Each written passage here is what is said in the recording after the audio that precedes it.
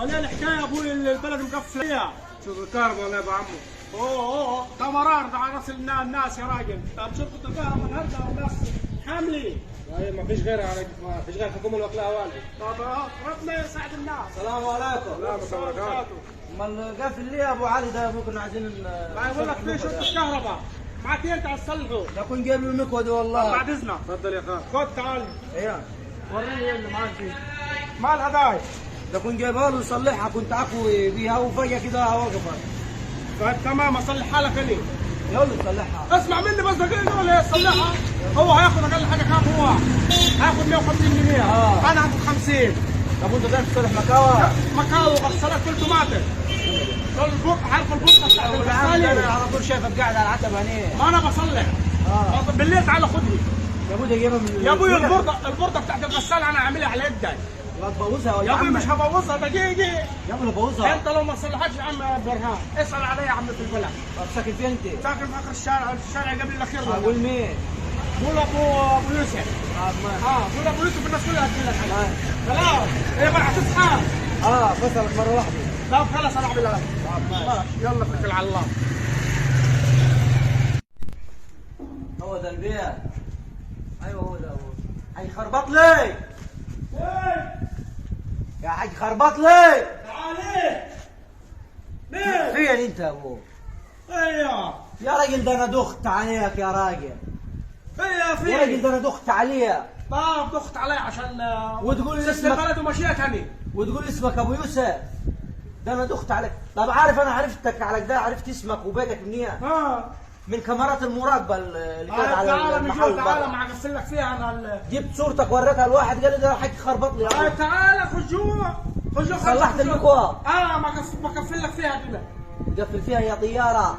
ده شربتني المر يا راجل. تعالي استغفر الله العظيم. تعالى هي مكوى يا راجل. جايب لي حته حديده وتقول لي مكوى. خليها لك مكوى انا. يا ولد حته الحديده. تعالى ده ياباني ده. يا راجل ياباني مين يا راجل؟ ده جايبها معايا من الكويت ده.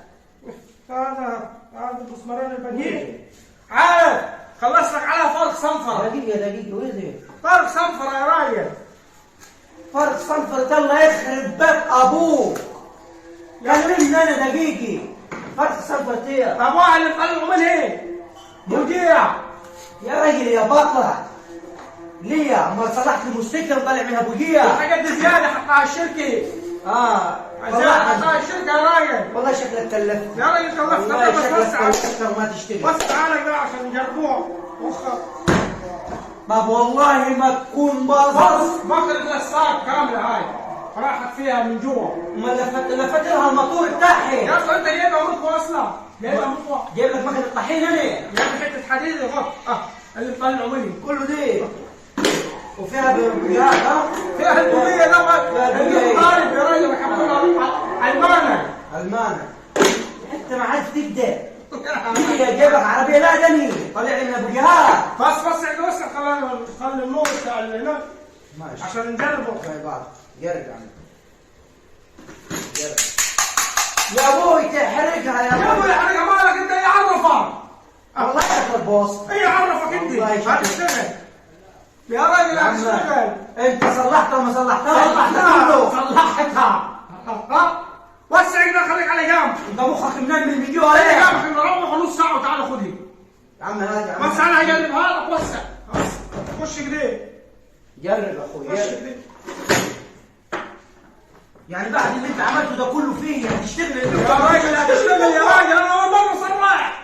اول مره ما الغسالات والكرايات كلها يجوا في المخزن. والله انت راجل زراء وكذاب. طيب يا عم انت هات 50 جنيه.